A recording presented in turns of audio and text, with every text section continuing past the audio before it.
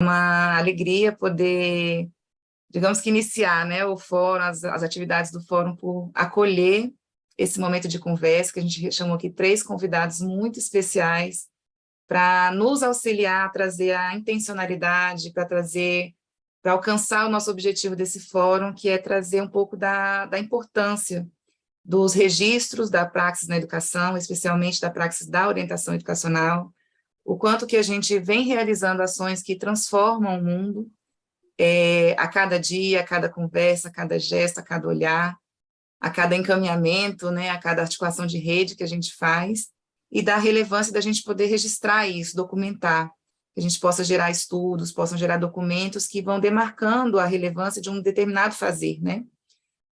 Na Secretaria de Educação, esse ano especialmente, a gente foi muito chamado a trabalhar pela cultura de paz, e em todos os momentos, a gente, na gerência da orientação educacional, foi falando assim, olha, a gente não vai começar a fazer algo, a gente já está fazendo, esse é nosso lugar, a gente já vem fazendo isso.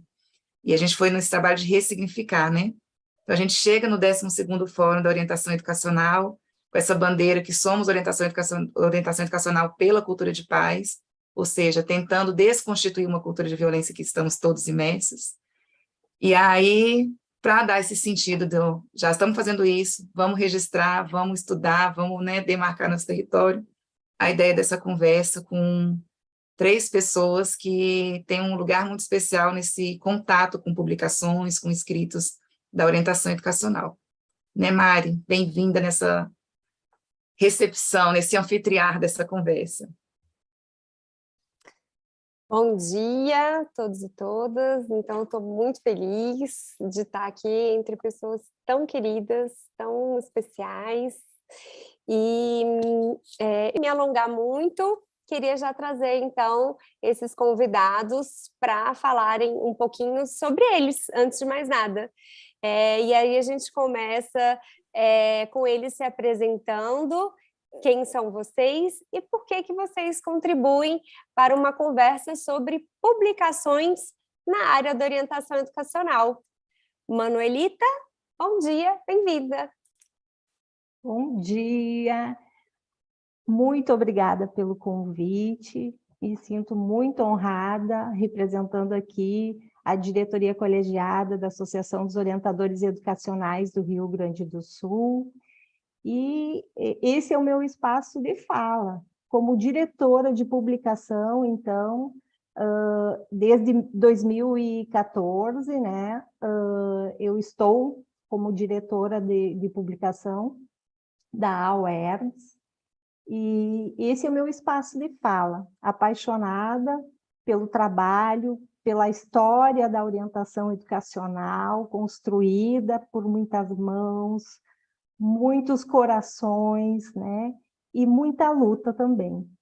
Então, trazer para vocês um pouquinho da história das publicações da UERDS, que são também histórias que trazem o fazer dos orientadores educacionais, né, em toda a sua trajetória, e que conseguem fazer o registro desse percurso. Então, esse é o meu espaço de fala. Muito bem-vinda, Manuelita, e gratidão por ter aceito o nosso convite. Fernando? Olá, eu sou Fernando Bonfim Mariana, sou professor na Faculdade de Educação da Universidade de Brasília e atuo na área de educação e trabalho. Nesse sentido, tenho desenvolvido desde 2018 aqui no Distrito Federal alguns trabalhos com orientadores educacionais e também sobre o tema geral da orientação educacional. Algumas aulas na graduação do curso da pedagogia e algumas orientações no programa de pós-graduação em educação modalidade profissional junto a orientadoras educacionais. Então, esse é o meu lugar de fala, um lugar de uma pessoa que tem aprendido muito nesse convívio, não só na academia, mas principalmente no contato que eu tenho tido com as orientadoras e orientadores educacionais aqui do Distrito Federal. E também, claro, trabalhamos muito com publicações, e é o meu motivo de estar contribuindo aqui com vocês hoje nesse encontro. Muito obrigada, Fernando, por ter aceito o nosso convite e por ser esse parceiro de toda hora. Ellen? Oi, gente. Eu sou a Ellen, falo de Bagé, Rio Grande do Sul. Sou orientadora educacional na rede pública e trabalho num núcleo de orientação educacional aqui da Bagé e região, que é vinculado à UERGS. E eu chego aqui nesse espaço para trocar uma ideia com esse povo maravilhoso de Brasília, né? Como uma pesquisadora na área da história da educação. E tendo como objeto da minha pesquisa os impressos pedagógicos, e especificamente, né, peguei aqui para mostrar para vocês, a nossa revista Prospectiva, essa é a edição de número 5. Eu pesquiso essa revista de 1977 a 1988, que são marcos históricos, né, na história do Brasil. Em 1977, a revista é lançada, e dentro ainda de um período de ditadura civil-militar, e a gente tem aqui a forma como os orientadores educacionais olhavam para a educação do Brasil nessa época. E nesse período, dentro do meu mestrado, eu pesquiso até 1988, quando a gente tem aí promulgada a nossa Constituição, que historicamente foi uma Constituição cidadã, e que abriu as portas para todo o povo, né? E se entendeu que serviços públicos deveriam chegar a todos, inclusive a educação. Então, eu trago como colaboração esse olhar que eu tenho desse período histórico da revista e de como eram as nossas práticas e como elas vêm reverberando até hoje. Então, eu agradeço o convite, estou muito feliz de estar aqui trocando essas ideias aqui com esse povo, tá? Um bom trabalho para nós. Muito obrigada, Ellen.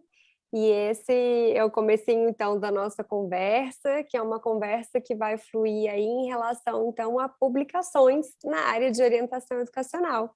A gente sabe que a gente tem, então, livros que são aí na área de orientação educacional já um pouco mais antigos, né?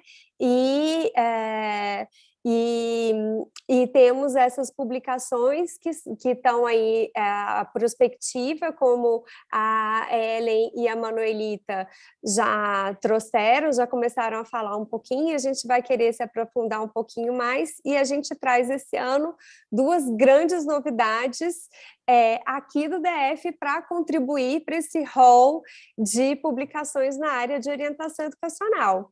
Então, uma delas são as cartas pedagógicas e outros escritos da orientação educacional, e a outra, Fernando, você quer trazer para a gente? Pode ser, Marina. É importante colocar a importância dos escritos dos orientadoras e orientadores educacionais no que se diz respeito à memória, né? Memória desse trabalho tão importante. E no contexto da pandemia de Covid-19, nós estivemos muito isolados, afastados do trabalho das orientadoras e orientadores nas escolas, e aí surgiu a ideia da gente reunir textos, coletâneas, artigos que os orientadoras e orientadores pudessem versar sobre esse trabalho tão difícil que foi realizado durante a pandemia, né? E aí nós estivemos numa preparação, uma metodologia muito livre de receber alguns artigos, de receber às vezes testemunhos ou textos livres e compor um livro que fosse muito mais do que uma obra acadêmica, mas que fosse uma obra, sim, que tivesse uma rigorosidade, claro, científica, mas que, por outro lado, pudesse propiciar a liberdade de escrita para todas as orientadoras e orientadores. E, apesar de toda essa demora que essa metodologia acaba exigindo, após quase 2 anos de trabalho, nós conseguimos finalmente terminá-la e com muito sucesso, uma obra que eu considero da maior importância na área da orientação educacional. O nosso livro ficou pronto com o título A Orientação Educacional no Contexto da Pandemia de Covid-19 no Distrito Federal, coletânea de artigos, textos, depoimentos. Eu organizei junto com a professora Caetana Juraci Rezende Silva e com a professora Maria da Conceição da Silva Freitas. E foi um trabalho realizado no nosso núcleo de pesquisa, o Núcleo de Estudos Estratégicos do Centro de Estudos Avançados Multidisciplinares, que nós temos aqui no UNB. Eu sou muito suspeito para falar desse livro, porque eu acompanhei todo o processo e eu vi que maravilha foi o processo em si e o resultado final, né? Eu espero, inclusive, que agora, com o lançamento formal, né, no dia de hoje, que será dia 2 de dezembro, a gente possa socializá-lo e espero contribuir de alguma maneira para o debate da orientação educacional de uma forma sistematizada e de uma forma que a gente possa estender ao máximo possível, socializar ao máximo possível a experiência aqui no Distrito Federal. Maravilha, Fernando. Bom saber assim, um pouquinho, né, de como que foi esse processo e já sair com a inspiração assim, vamos lá, vamos ler, vamos conhecer, né, o que ficou registrado desse tempo. Um tempo super desafiador, né, que foi a travessia pelo processo de ensino remoto, de resgate dos nossos estudantes, né, estão ainda vivendo os impactos, né, da pandemia, então vai ser muito interessante, né, poder se apropriar de como que a gente foi dando respostas. E aí queria pegar esse gancho, né, o professor Fernando começou aqui contando um pouquinho como que foi o processo, né, dessa publicação.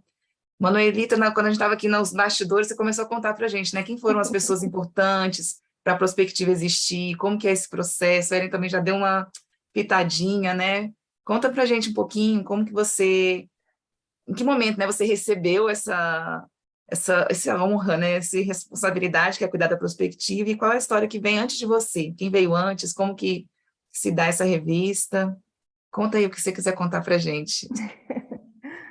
Então, acho que tu definisse bem, né? É uma honra e, ao mesmo tempo, uma responsabilidade, né? Porque é carregar toda a memória histórica, não só das publicações, mas de toda a história da orientação educacional no Rio Grande do Sul, e eu diria que também a nível de Brasil, porque a prospectiva traz essa história. E é importante dizer do protagonismo, né, de pessoas, a gente falava de pessoas fortes, eu acho que a Ellen, a gente pode entrar juntas nesse assunto aí, né, ela também com as pesquisas dela, eu na verdade não fiz uma pesquisa, mas eu tive que mergulhar nessa história toda, e como eu já disse antes, é uma história apaixonante. A revista Prospectiva, ela foi lançada em 1977, tá? O primeiro exemplar dela, que eu quero mostrar para vocês aqui, não sei se vai ser possível, mas é a número 1. E nós podemos dizer que nessa trajetória nós tivemos duas protagonistas muito importantes, que, claro, não trabalharam sozinhas, a Maria do Carmo Freitas e a Teresa Gamba. Eu estava nos bastidores aqui contando para as meninas, né, a minha visão sobre essas protagonistas, né? A Maria do Carmo Freitas com um olhar mais acadêmico e a Teresa Gamba com um olhar mais, digamos assim, de uma ativista. Então, eu acho que na trajetória, na construção dessa publicação, a gente percebe muito isso.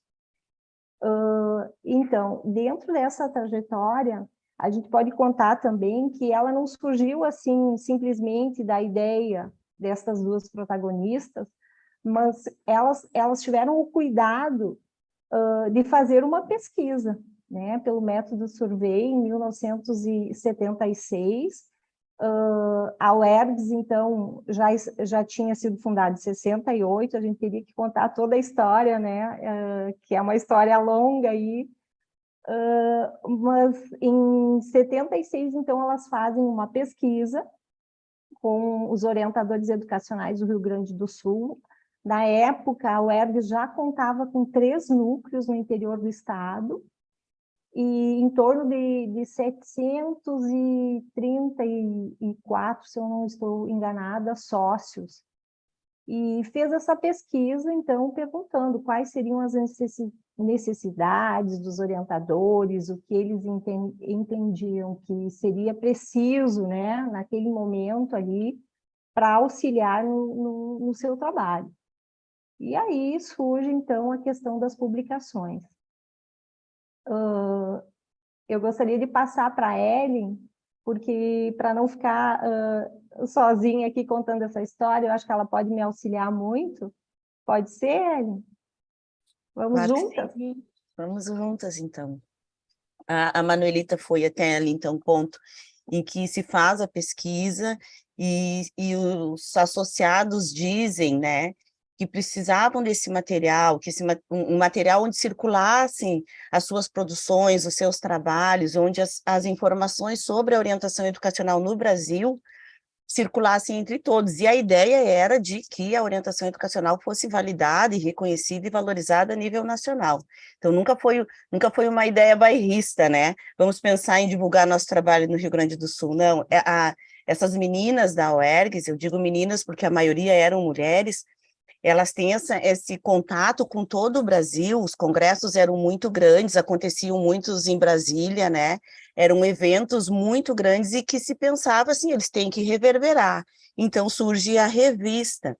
Já existia, né, Manuelito, o boletim nessa época, então já existia uma forma de comunicação com os associados, mas se pensou, e pela forma como a Maria do Carmo Freitas pensava, existia essa necessidade de tornar científico o nosso trabalho, de que ele fosse reconhecido como um trabalho científico, e aí então a revista fechou todas as ideias, e aí ela surge em 1977, assim, gigante, né? Gigante, porque ela traz muitos textos, ela traz trabalhos, ela tinha muito esse espaço para pesquisa mesmo, né? Então não eram ideias que surgiam, ou somente a opinião das diretoras. Havia uma preocupação em se pesquisar o que incomodava, o que precisava ser mostrado, e está ali na revista, desde a revista número 1. Eu também saliento que nas revistas número 2, 3 e 4, a gente tem muito forte a presença do Estado, né? A gente tem ministros, fazem aberturas dos eventos e estão com seus textos ali, mas é interessante pensar que em 1977, isso perdurou 77, 78 e 79. A partir disso, a revista passa a ser só nossa mesmo. Quem faz os textos de abertura são os diretores dos núcleos, são os professores, são as diretoras da própria UERGS, de outros espaços também associativos de outros estados. Então, eu olho historicamente essa força da revista nesse sentido, né? Ela surge na ditadura, e a gente vai nesse período de ditadura até mais além, mas a gente consegue, ali dentro daquele espaço, começar a marcar nosso território, a dizer quem nós somos e que educação a gente quer e que Brasil a gente quer viver. E isso é de uma força muito gigante naquele período histórico, né?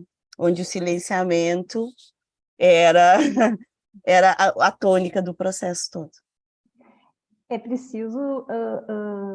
eu acredito que é preciso lembrar também que o que a Ellen estava colocando agora no final, né, que ela surge no período militar, e a própria Associação dos Orientadores Educacionais, né, foi criada no período da ditadura militar, e na verdade, esse grupo de orientadores que criou a UERGS foi um grupo de resistência a tudo que estava acontecendo naquele momento, né? Fazia parte daquela juventude efervescente que encontrava no teatro, na música, no cinema, uma forma de se contrapor ao sistema. E então esse grupo também vê que é necessário fazer essa resistência, não só através da congregação dos orientadores, dos profissionais da educação, mas que também através das publicações. Então surge o primeiro boletim informativo, e que traz textos muito contestadores, né?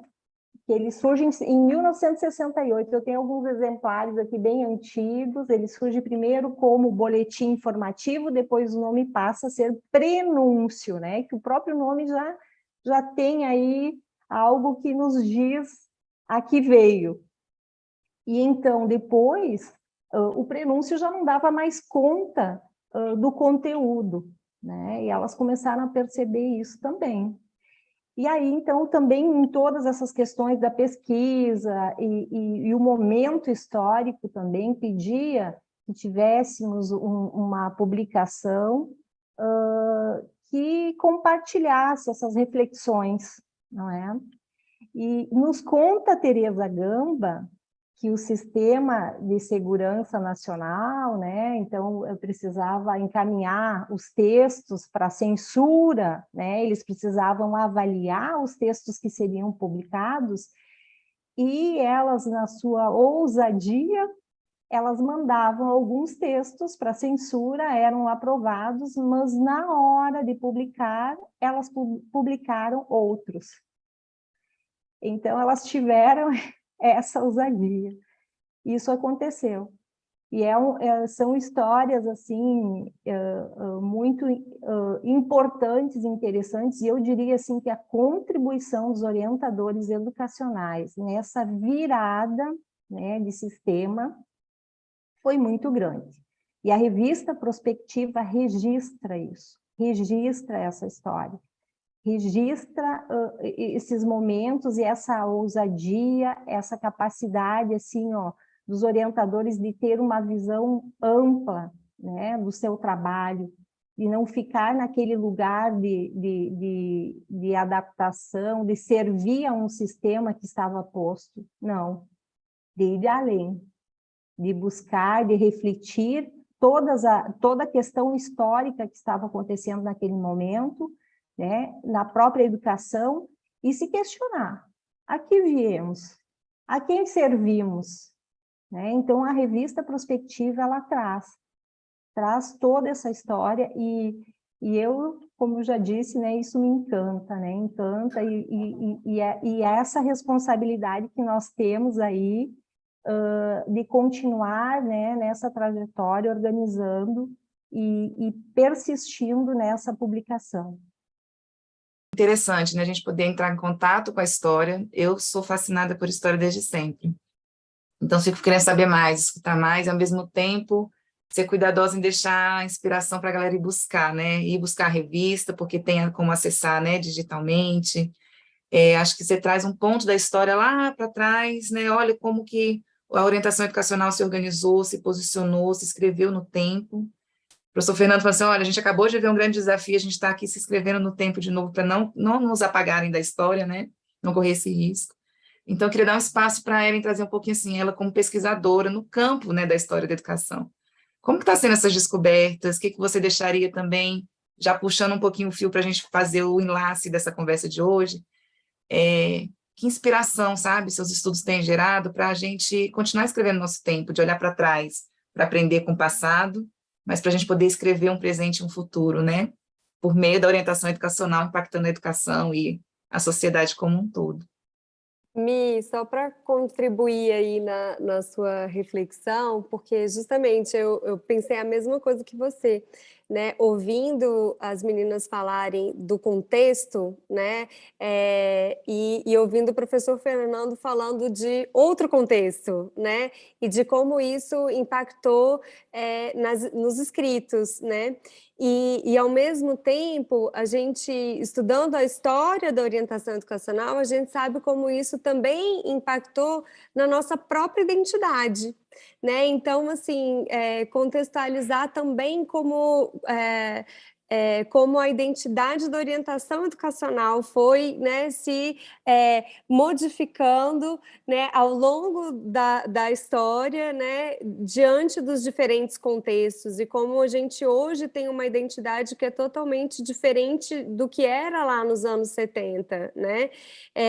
E hoje a gente tem uma identidade muito forte, e é uma identidade nacional, né, assim, e ampla. Então, adicionar aí essa pitadinha, né? Colocar essa pergunta gigante para você, Ellen. Olha aí. Então, olha, fiquei anotando um monte de insights aqui, vários papeizinhos. Primeiro, assim, trazendo a questão que a Michelle colocou, bom, a força que eu encontro nos textos que eu pesquiso para continuar o meu trabalho é de um tamanho enorme, porque para nós hoje estarmos aqui, nesse espaço, falando como orientadora educacional e defendendo a nossa profissão e a nossa prática, muita gente esteve lá atrás, né? E isso a gente vai encontrar nos textos que por muito tempo eu não acessei. Então, eu deixo como dica para quem está assistindo que busque essas leituras, porque ali elas trazem muito do que a gente ainda é. E então eu considero assim, é buscar uma ancestralidade profissional.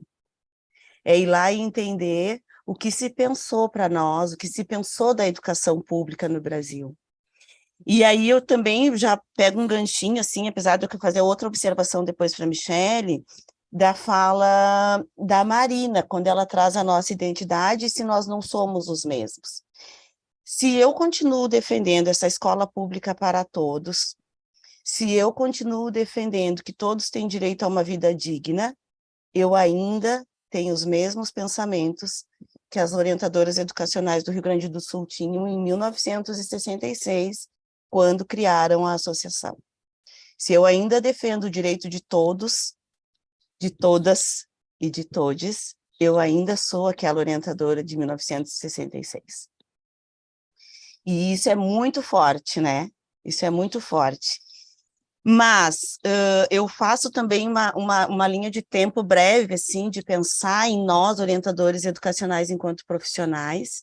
Então, a partir dos textos que eu estudo, de 77, nós somos essas, que querem todos na escola, que querem uma escola que permita a emancipação dos alunos e permita que eles se tornem cidadãos de direito, de fato. Aí eu entro em 1988, quando essa Constituição é promulgada, e ali valida a fala que nós tínhamos até então, e ela se torna direito de todos, de fato, e eles têm recursos para ir buscar e reivindicar e dizer que precisam desses atendimentos públicos. E aí eu pulo em 96, que não é objeto do meu estudo ainda, mas que a gente percebe que nós vamos como orientadores para um lugar quase que indefinido, né? E aí alguns autores fazem essa reflexão. Se nós vínhamos nesse crescente, se nós vínhamos com as nossas demandas sendo atendidas ao longo da história, se nós vínhamos nos encontrando dentro da educação pública e dizendo quem nós éramos, por que essa necessidade de colocar o orientador educacional nesse espaço de apagamento? Então, que embates vínhamos fazendo nós, que vitórias, que conquistas nós fomos tendo ao longo da história, ao ponto de hoje nós não estarmos nem na formação inicial da graduação. Então, trazer esse resgate histórico também nos possibilita ampliar essa visão. Eu diria que nós fomos, sim, num crescente de nos colocarmos, de nos posicionarmos e de termos o nosso lugar, e de estarmos construindo essa escola democrática, e de termos essa barreira colocada na nossa formação e no nosso lugar dentro da escola, que é hoje que a gente luta para resgatar, né? Então, eu digo também aí para o professor Fernando que esse trabalho dele, tão atual, tão importante, também de um marco histórico no Brasil, que foi os 2 anos de pandemia, vem para fortalecer toda a luta que a orientação educacional tem, de dizer, nós temos lugar, nós precisamos de graduação, nós temos um lugar, nós temos uma ação, nós temos um fazer que é nosso, né, e que não é de mais ninguém, é nosso. Então, eu acho que é assim, deixo uma deixa para quem vem depois, né? Manuelita.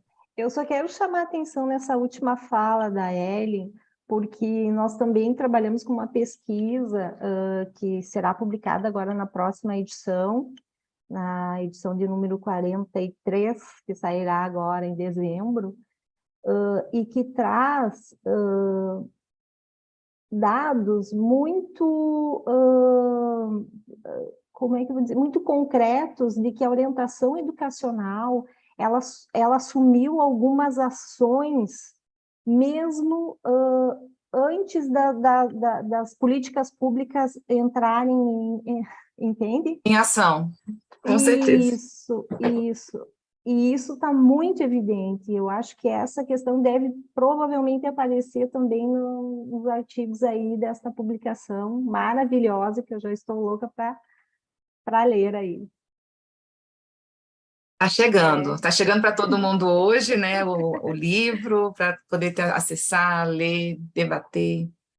Fica o convite para a gente para o encerramento, no sentido de não terminar sem terminar, né? A gente com a certeza de que outros espaços de conversa como esse, a gente nos bastidores estava falando assim, nossa, a gente podia fazer um café assim das orientadoras educacionais mais vividas, eu só quero servir o café, eu só quero arrumar a mesa, deixar ela sentadinha e sentar para escutar, porque é isso, cada vez que a gente olha para trás, tem um símbolo, né, assim, de tradição africana, sankofa, que é um pássaro, né, que está olhando para trás. Eu acho que é um pouco isso, assim, o valor da ancestralidade.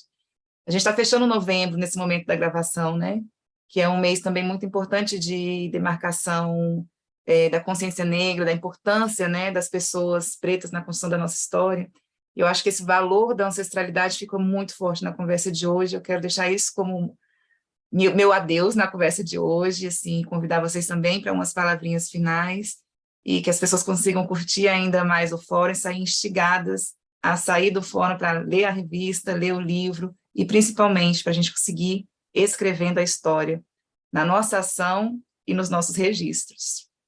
Minha gratidão eterna, né, a todos os orientadores e orientadoras educacionais de todo esse país que continuam fazendo história, que continuam acolhendo os nossos estudantes, que continuam marcando o território, né, e, enfim, fazendo essa diferença na vida de toda a nossa comunidade escolar.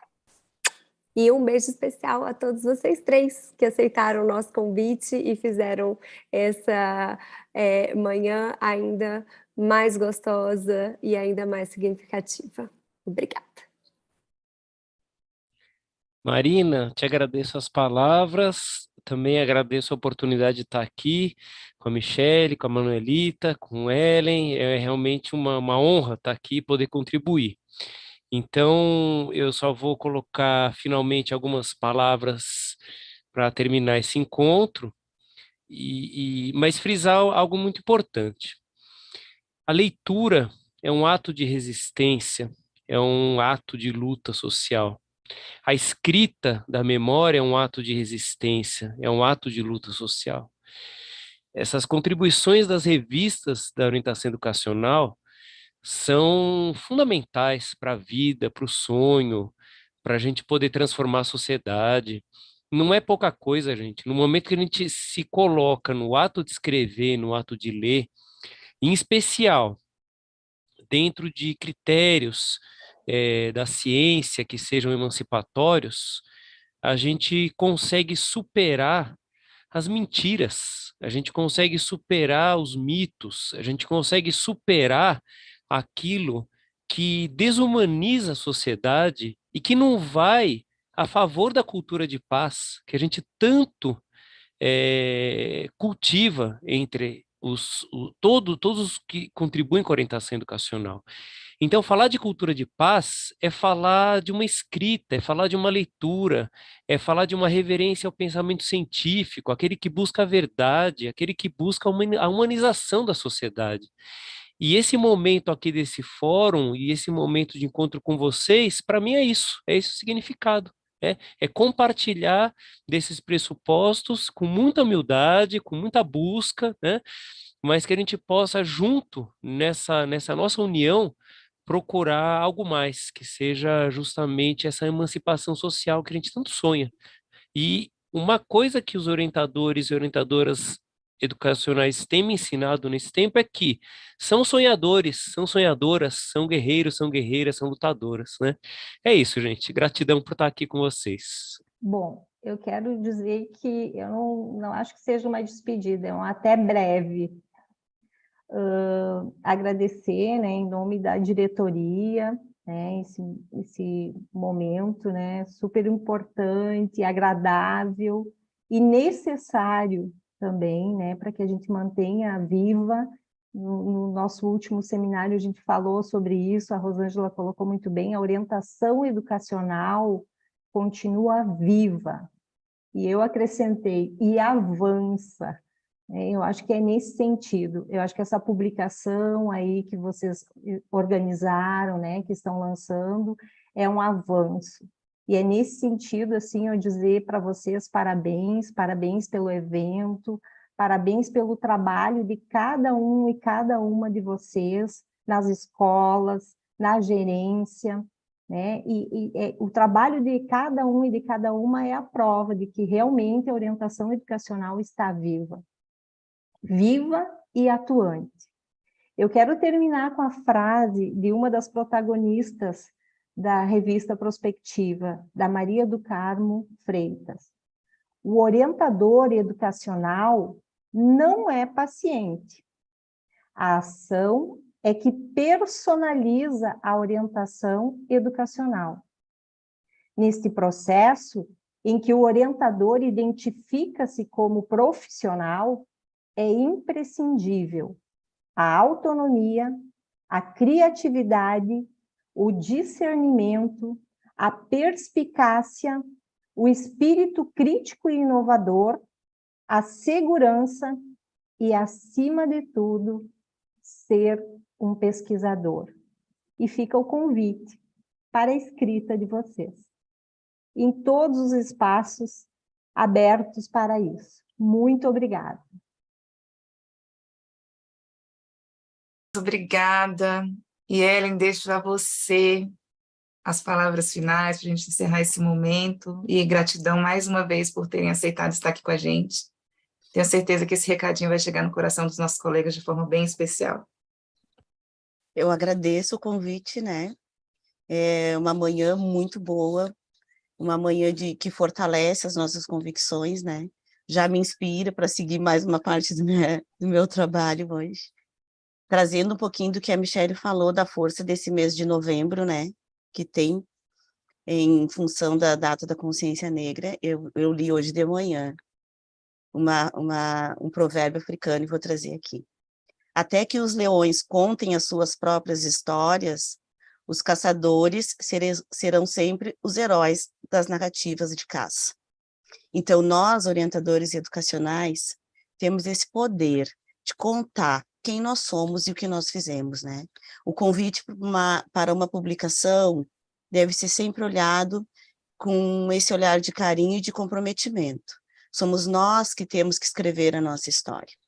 E eu digo isso porque quando a Manuelita falou ali que nós vamos para a 43ª edição da revista, e quando eu falo isso nos eventos em que vou apresentar minha pesquisa, as pessoas se surpreendem.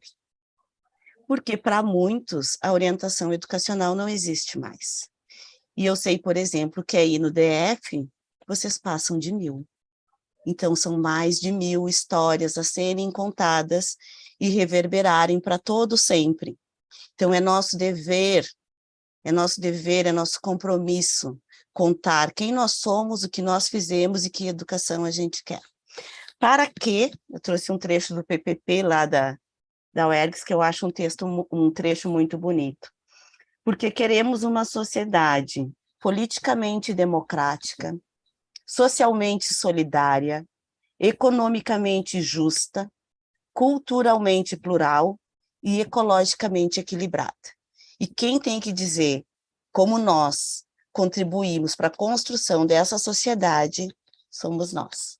Então, eu desejo a todos, todas e todes uma linda jornada na sua profissão e que se enganje nesse movimento acadêmico, memorial, que é registrar nos papéis a nossa história. Muito, muito obrigada a todos vocês por ter tido essa possibilidade de estar aqui.